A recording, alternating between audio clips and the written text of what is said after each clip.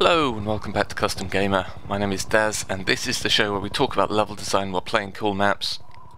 Today we're going to be playing through a Half-Life 2 mod called Calamity by Cardona AKA Spaz12.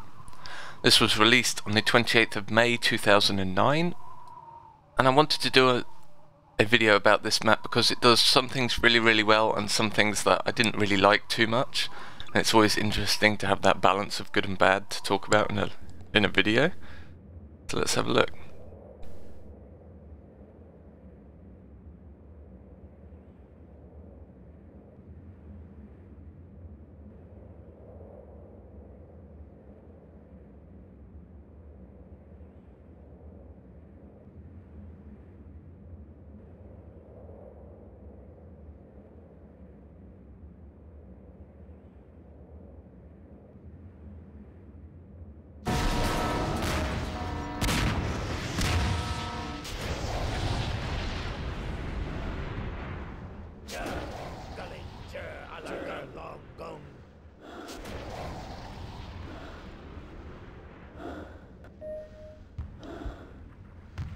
So I really like the way he uses the Half-Life 1 test chamber. Get that pang of nostalgia at the start, which is kind of cool. And then we are rather unceremoniously teleported into this new location, which of course didn't happen in the original Half-Life. So I can only assume that this is either some kind of alternate reality storyline which he's come up with, or he just wanted to add something to the Half-Life 1 environment that perhaps did happen in the original Half-Life, we just don't remember it. I mean, it's an interesting idea. Now, one thing I really like about this map is the lighting, because it's very stark, and it feels very.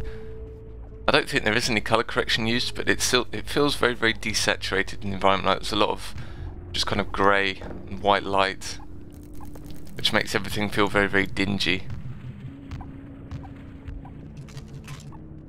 It's something that the original Half-Life 2 did really well, is this kind of desaturated look almost in the environments. Made them look very foreboding. Something Valve moved away from a little bit in episode 1 and 2, mainly because of the addition of the high dynamic range. Really made colours really bright. I mean, there's some areas in episode 1 and Half-Life 2 where it's almost like cartoonish, because you've got these bright reds and oranges like glowing out of the screen. The original Half-Life 2 was much more subdued in its colour palette, and this map captures that very well. It's interesting because while it's really easy to just make an area look washed out and boring with light like this, but Bobby does a really good job here of keeping the environments looking interesting while still having this very stark look.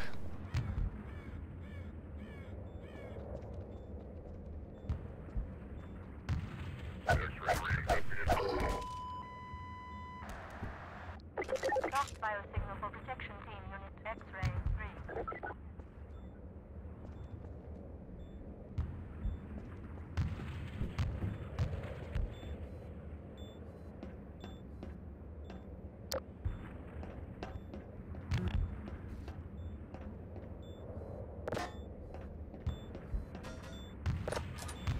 Now, I had awesome ideas for this gas can here, but it doesn't quite work out, as you'll see in a moment. Now, I did explain at the beginning that there were some things in this map I didn't like. This first radio sequence here is one of them. So, you've got this guy giving backstory over the radio to you, and at least in this first instance here, it's completely unskippable, and it's a really long piece of dialogue. So I'm actually going to skip ahead.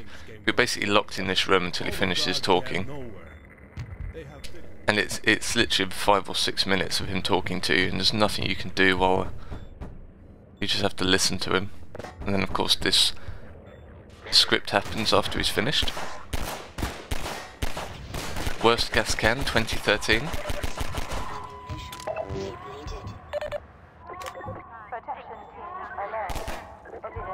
Again, this area here is another great example of the very, very stark lighting in this mod. I think it looks fantastic. It really helps. The environments themselves are very well constructed, especially the outdoor areas. They're really, really nice to look at. You are charged with radio enablement level 1. Now another thing which I really wasn't fond of is the new music. I think it really, really doesn't fit in with the mood of Half-Life.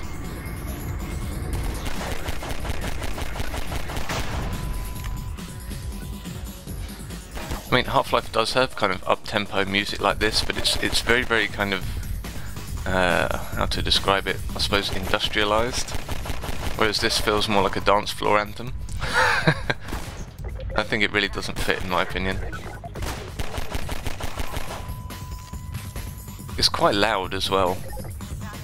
There's a lot of kind of reverb in the track that kind of overwhelms everything else in the environment. So yeah, not really a fan of that.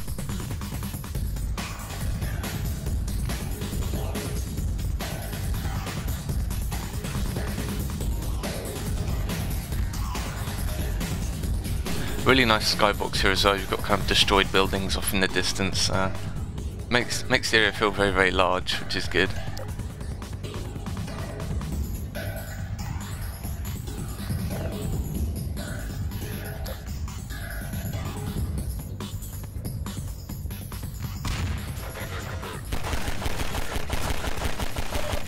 There's always an interesting way of introducing enemies as well. They're always like breaking in through doors or, you know, coming in on ropes or something. I had no idea what I was planning with that barrel, but it obviously didn't work.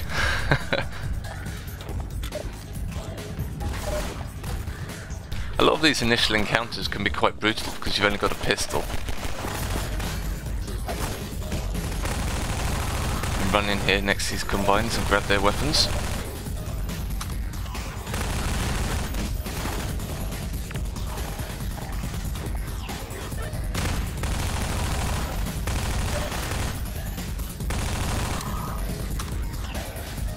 I like the new skins on the Combined Soldiers as well.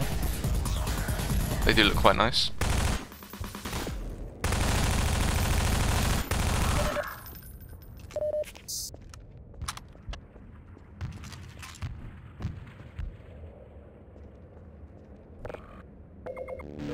Now I can recharge and start looking around a bit. So the pacing is quite nice. So we just had a lot of combat here, and now it goes into more of an exploratory mode. So you have to search around here for a way to progress. There's kind of a hint given to you as there's a vent on the wall on the opposite side of that glass, so you kind of do know what to look for there a little to get in there. Vents are very tastefully done in this mod. None of them are too long. That's a pet peeve of mine. I like the fact that you can pick up the Magnum here because you don't actually get one through standard progression through the map until much later on. So it actually feels very, very rewarding to find this.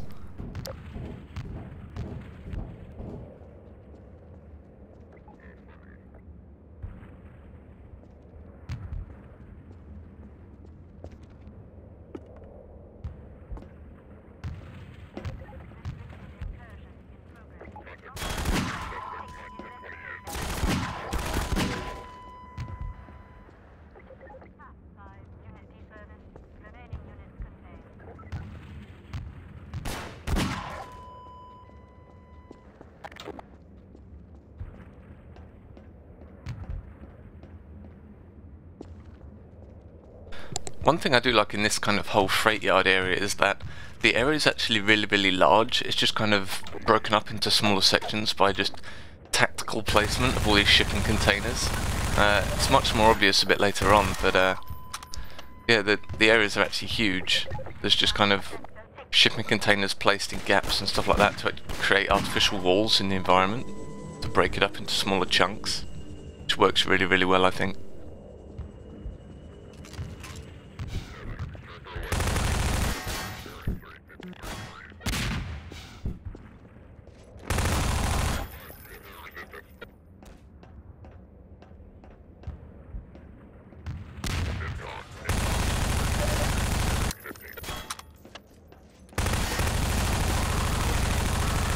feel like there's a couple of instances like this where you kind of just about enter into a new area, and then some combine or a couple of enemies will start attacking you, and I think they attack a little bit too early where you haven't really even entered the area yet, so you just end up kind of retreating back into the corridor you've just come through.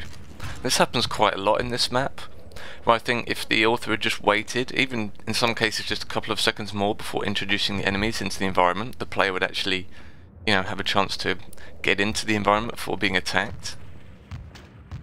There's a lot of instances of that here, where I just found myself backtracking where I'd already been because enemies just kept pouring out of this environment.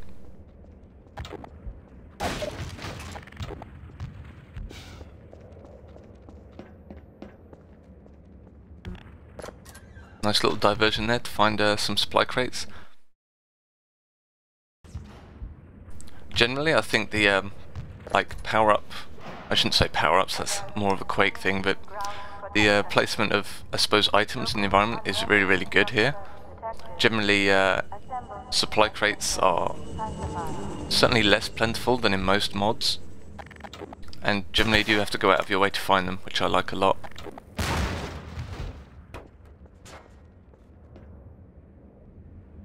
You can open that door with the explosive crate. Again, stuff like this, it's probably been said to death, but little things like that just breaks up the monotony of going through the environment. If you can just make it interesting by having different small, just simple obstacles in your path that you have to just think a little bit in order to work out how to get past them.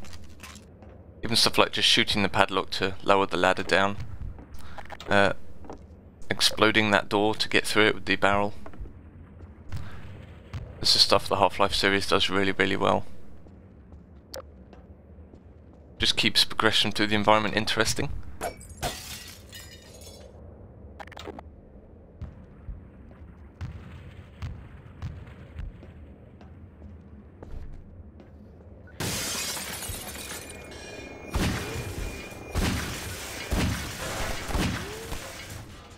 Now, I kind of played this section a little bit wrong. I should have saved my magnum bullets, because in a moment you'll see here there's a combine in placed gun at the top of this ramp here when that door opens, and it's actually really, really nasty the way it's placed, because there's actually no cover between you and the gun. Once you go past that concrete barricade there, it's basically just a giant no man's land where the in place gun is, and if I'd just kept my magnum I would have been able to snipe him out of there.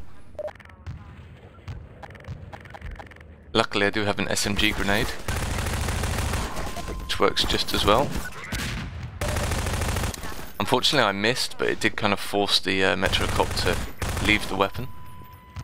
But yeah, that's a really, really nasty in-place gun there, because as you can see there's just no cover between that barricade and it. Luckily it isn't required for you to actually come in here, so you can just bypass it and go straight to the side.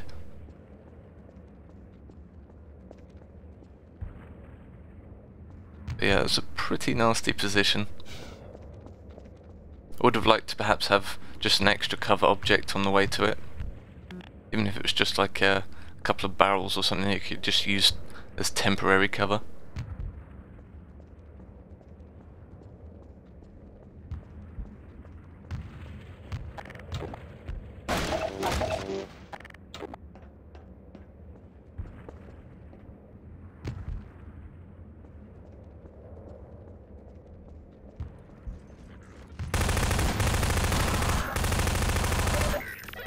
That's a nice intro of enemies. So the player's already in the environment, they've just gone over a push, so they can't actually go back. And then the player gets to explore the environment for even just a couple of seconds, and then get attacked by enemies. So that's a great way of doing it.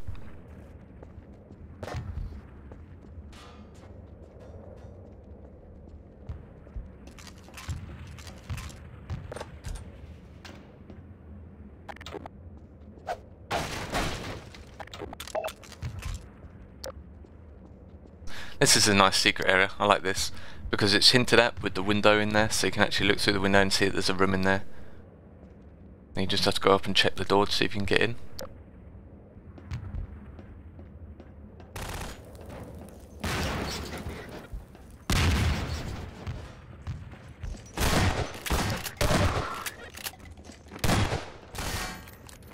Again, some nice new introing of enemies.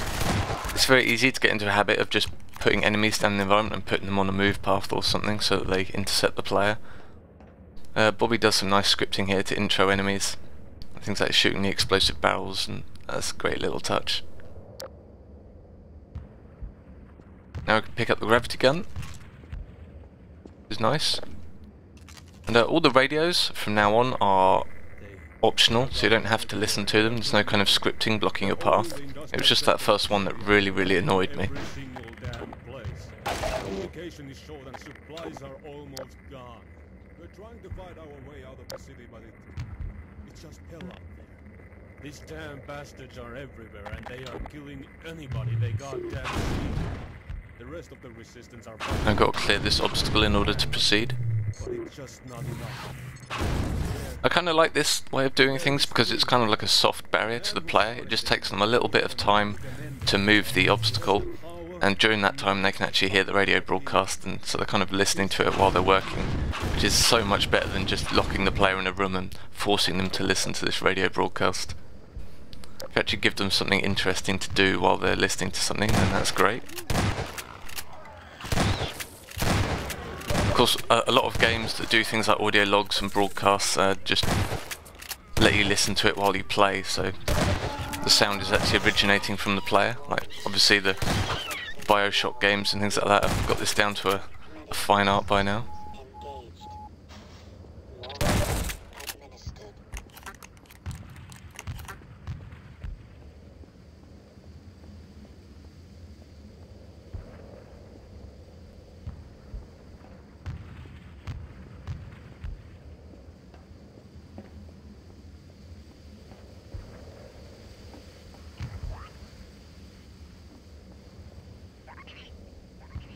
So as you can see, we've got some steam up here, so we have to perform the test to find out what kind of steam it is. Yep, it's the damaging kind. Honestly, I don't know why steam is there. It doesn't really do anything. And I'm sure you're all well aware of my opinions on steam in games. I think if you're going to use steam in a damaging way like that, you have to make it super obvious that it's actually dangerous, because there's so many games that just do steam coming out of pipes that's completely harmless. So if you're going to make it damage the player like that, you really need to make sure the player understands that it's going to be dangerous.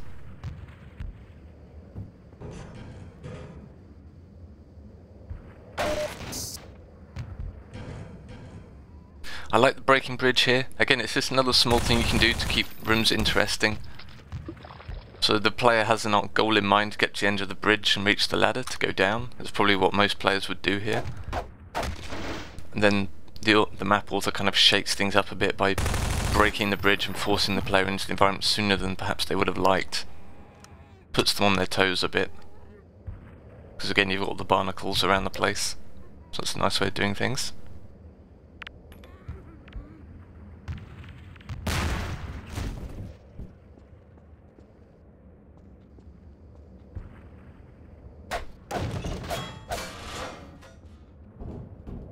I like the use of the completely pitch black environment here, so if your torch runs out of battery, then it literally is pitch black in this particular area. I think you can have a lot of fun with that. As you can see, Valve did that in episode 1 where you're through that zombie infested tunnel, and when your torch goes off, Alex will make that funny zombie sound. That cracked me up the first time I played episode 1. That was great. And this area, this is an example of a puzzle which I really didn't like, purely because of the constraints the author puts in. So, when I entered this environment, I kind of knew what I wanted to do. I placed this container next to the exit stairs, and then I wanted to jump on top of this, and then jump onto the container. But I can't do it, because there's a clipping brush on top of the thing on the wall there. So I thought, huh, that's kind of annoying. So I tried to pick up this table to move it, and I can't do that either, even though it should be a physics prop. So the environment is actually purposefully designed to block certain player actions, because the author has, you know, his idea of how he wants the player to complete this environment, but it's actually incredibly restrictive for actually making the player feel smart, because if you don't do what the map author wants, then you can't actually complete the puzzle because there's always artificial blocks in the way. So yeah, I really wasn't a fan of that. Serious case of level designer says no.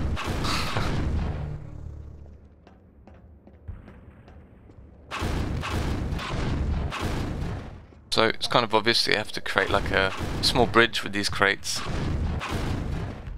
Like so. That looks pretty good.